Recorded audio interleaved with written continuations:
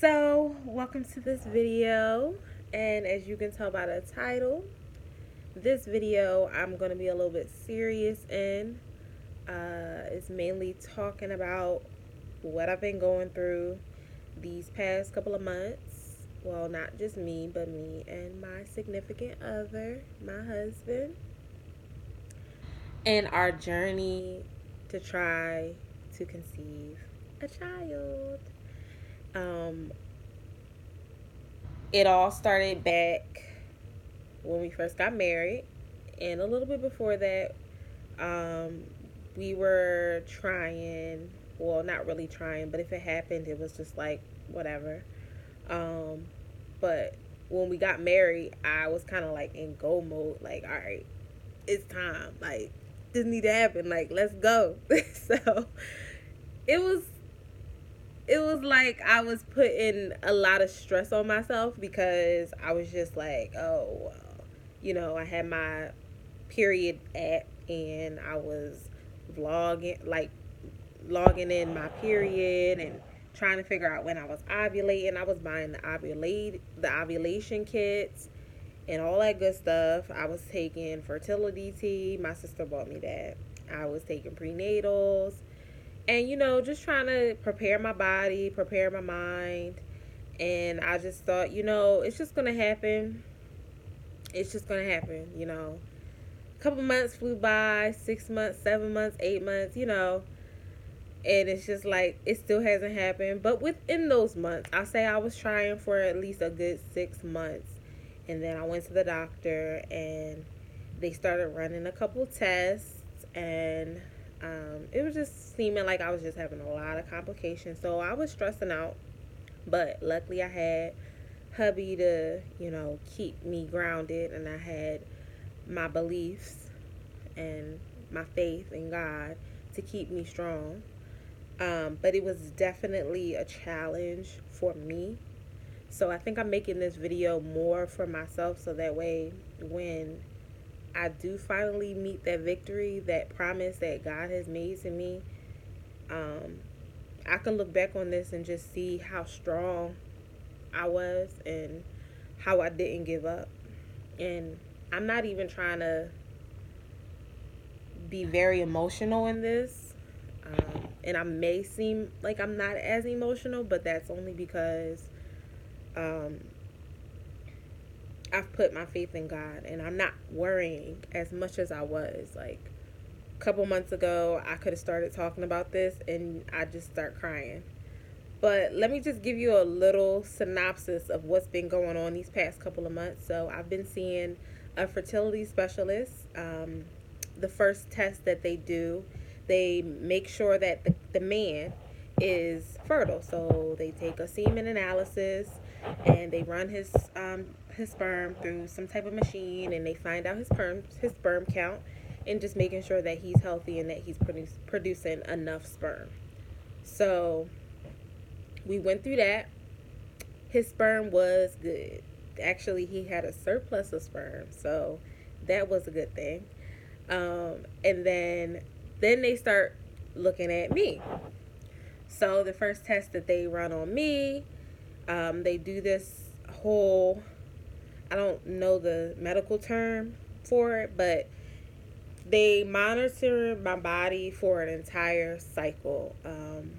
For a 28-day cycle, usually my cycles are all over the place, but they monitor my body for one cycle, and what they do is um, they take different periods of the cycle and they go in and do a um, the word's not coming to me. I will put it on the video. Um, an ultrasound. They do an ultrasound, but it's an internal ultrasound. So they go through the vagina and look at what's going on down there. They were taking a lot of blood tests and um, urine samples and just testing me like a freaking guinea pig. So that part was stressful, and so far they weren't seeing a lot of things. There were some things that were showing up, as far as me having an overdevelopment of follicles growing from my ovaries. It wasn't that I had PCOS, but he did say I had polycystic ovaries, but I do not have polycystic ovary syndrome. So there's two difference. It just he was just stating that I have an overdevelopment of ovaries. So they found that, and they found some cysts on my ovaries by conducting an HSG test, in which they put you to sleep. They go in. Well, they had to put me to sleep. Usually, you don't have to get put to sleep, but I had to get put to sleep because my cervix was very tightly closed, and they have to put a catheter around the cervix and inject you with this blue dye, and the blue dye illuminates inside your ovaries, and it's supposed to run through your follicles to show that everything is open and there's no blockage.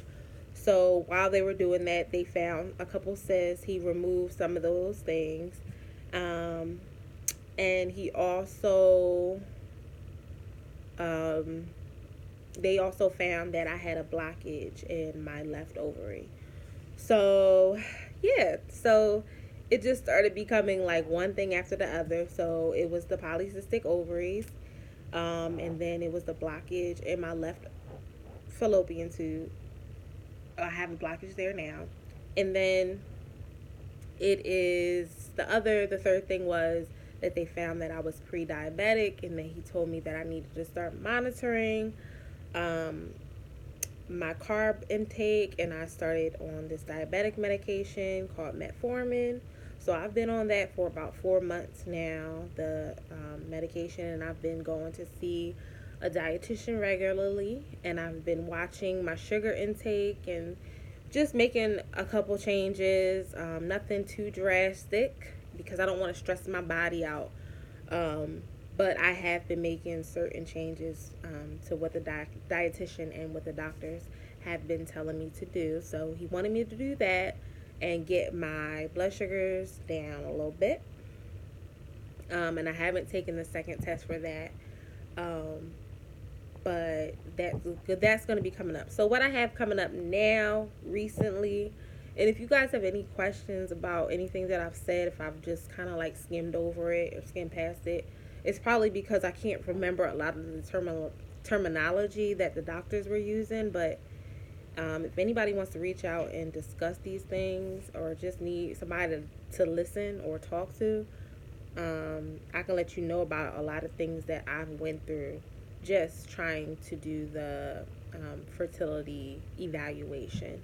But the doctors I will say, the doctor has not told me that, oh, I don't foresee you ever having kids, nothing like that. It's just some complications. And obviously, there was complications because we have been trying. Me and my husband have been trying, but I haven't gotten pregnant. So it's been over a year. And I am now at an age where I've never been pregnant. I've really even never kind of had a scare, maybe once, maybe twice, but it was just my period being a little late by a couple of days.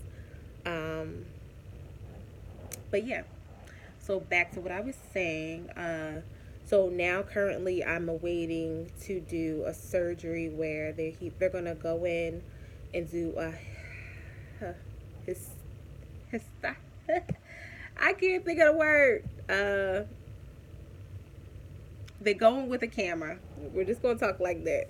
They go in with a camera. They're gonna put me to sleep. They're gonna go in with a camera. They're gonna make an incision in my belly button and one closer to my cervix. So two incisions they're gonna make, and they're gonna go in with a camera, and they're gonna attempt to unblock whatever's in the way of my tube. He's also going to look around and see if there's anything else that have any red flags, because he said it might not even be that my right fallopian tube is blocked. It could be pushed behind something and just squeezed. The tube might be squeezed, but stuff can get through, but it's not opened as much. So he definitely said, we don't want to rule anything out, but he wants to go in there and look. That way they don't just they're not just going off of what happened with the HSG test, which is just injecting dye, and the dye is just basically saying if it's open or not. So he wants to go in there and see what's going on. So I'm so excited about this operation. I'm so excited because I feel like I can finally get some answers. Like every time I do a test with these fertility specialists, I feel like, oh, now I finally can get an answer. Like every time, so I'm not losing hope. Um, whew, now I feel like I'm getting a little bit. I feel like I'm getting a little. Um,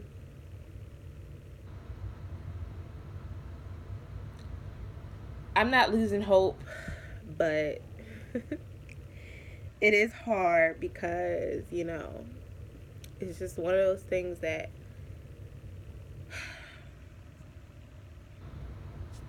it's just one of those things that you, as a woman, we start at a young age where we just have the desire to um, want to be a mother and want to experience what it is to carry a child. Give me 1 second.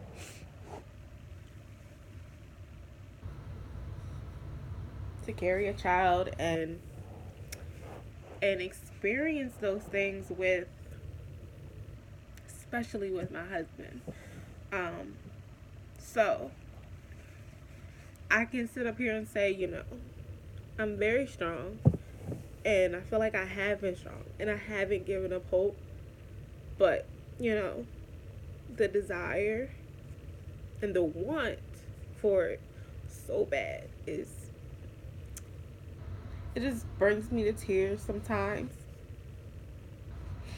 because I know that when God blesses me with a child of my own,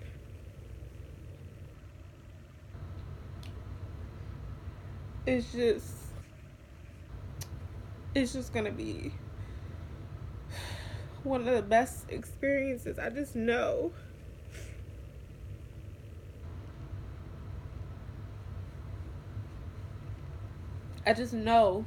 that it will be one of the best experiences of my life. And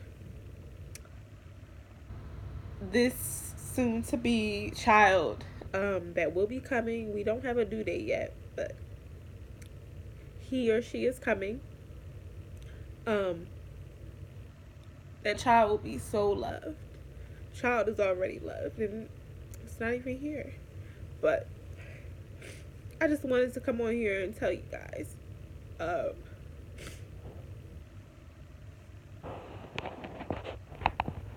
for some people, it's harder. So I wanted to shed light on that, and I wanted to shed light on just being more sensitive when asking a woman when she is going to get pregnant, or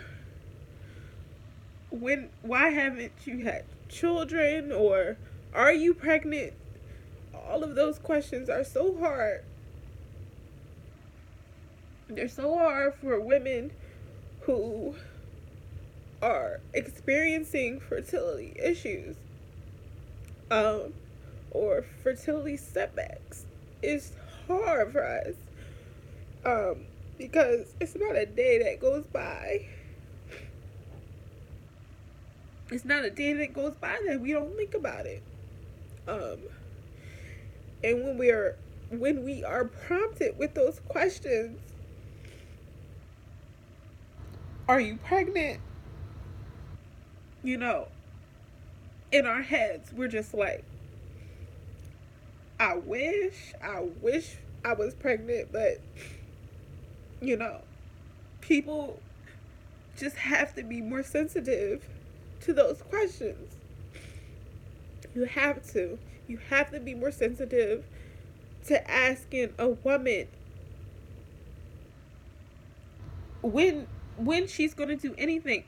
It's my body, and I'm in a relationship with one other person, Norman. I'm in a relationship with him, and I just feel as though it's not anyone's place unless you're like close family or a close friend. I don't feel like it's your place to ask another woman if she's getting pregnant. Is she pregnant? Um, what's taking so long? Anyone else's it's not anyone else's business. It's not right to ask somebody that question. That question is so deep. You never know what people have going on in their lives. You don't know. I've met women who have lost children, not just one time, but twice. And I've met women who are trying to get pregnant. I've met women who could never get pregnant. So be very sensitive when you ask that. Don't even be sensitive. Just don't ask it. Don't ask that question. It's not okay. And I know some people probably watching this video probably have seen there's a post out and it has like this sign of um, why you should not ask a woman if she's pregnant. Sometimes people just don't want to get pregnant. Sometimes people having issues, all the different things that I've named. Um, you know, it's just, it's not your business. And I'm letting you know from my experience and what I've been going through. And I'm not crying because I don't think I can get pregnant. I'm crying because my desire for it and my want for it is so strong. Sometimes it just brings me to tears. And I love seeing a mother who is pregnant or with child, a mother who is loving on their child or their newborn baby. I love seeing that. And sometimes it just hits hard for me because it's like I know that that's something that I want, but I know that the God that I serve is so awesome and he fulfills his promises. He whatever he promises me, I know that he will give me. And I know that whatever I ask of him, he will eventually give me the desires of my heart. And I don't doubt that with any bone in my body. I believe it to the 10th power, 100th power. I believe it in my heart, and that's what keeps me strong. That's what keeps me going. That's what makes me know that I'm not alone in this. Even, you know, I have my husband, but I have such a mighty God in my life that just comforts me in my times of complete darkness and loneliness and just feeling like I'm not woman enough because I can't, or I'm not ever going to conceive. I don't have those those thoughts. So, I came on here to touch on a couple different subjects, and this video is going a little long and I don't want it to cut off on me. That's one. And yeah, I just wanted to definitely just shed light on that and let people know, like, you have to be sensitive towards other people's feelings. And yeah, so I will definitely make a video where I am kind of well, not kind of, but I'm going to make a video after my surgery and let you guys know what my results are from that. Looking to see some good results. So hopefully, prayerfully, not hopefully, prayerfully, everything goes good with just the surgery, not even just to get the results, but anytime you're getting put to sleep for surgery, it's just you just want to pray. So definitely keep me in your prayers for my surgery. And just think about the things that I've said. If you've ever been that person who has asked another woman that question, just be mindful next time that maybe you shouldn't ask that question. It's just not something that you should just be like, oh, like it's not like a, oh, what's your name type like people throw that question around like it's like what's your name or how old are you or something. Like it's a more sensitive question, so people need to stop thinking that it's okay to ask that question. I think that's what makes me so mad. And I think even before I even had these issues, I've never thought that that was an okay question to ask anybody. So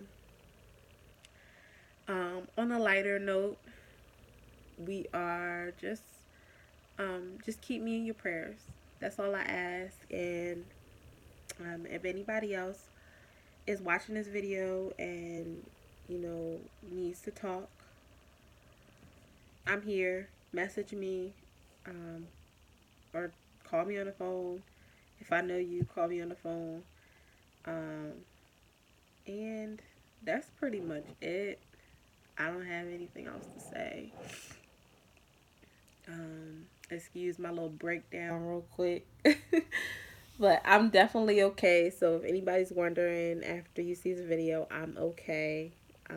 I just really think that it was important for me to make this video because especially as young black women, I feel like we try to be so strong. We try to hold a lot of issues that we have inside, and we don't talk amongst each other because we don't feel like in our community it's a problem, because usually for black women it's usually not an issue.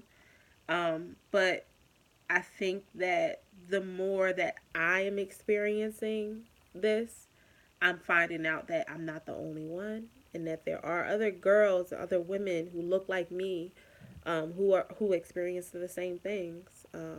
I'm not gonna lie. When I first started going through this, I'm just like, nobody in my family has had fertility issues. All the women in my family have kids, and you know, so I'm just like, I didn't know it wasn't her. It's not a hereditary thing. So, but anyway, I'm going off the wagon again. But y'all have a good night, and y'all be blessed. Stay safe out there, and good night.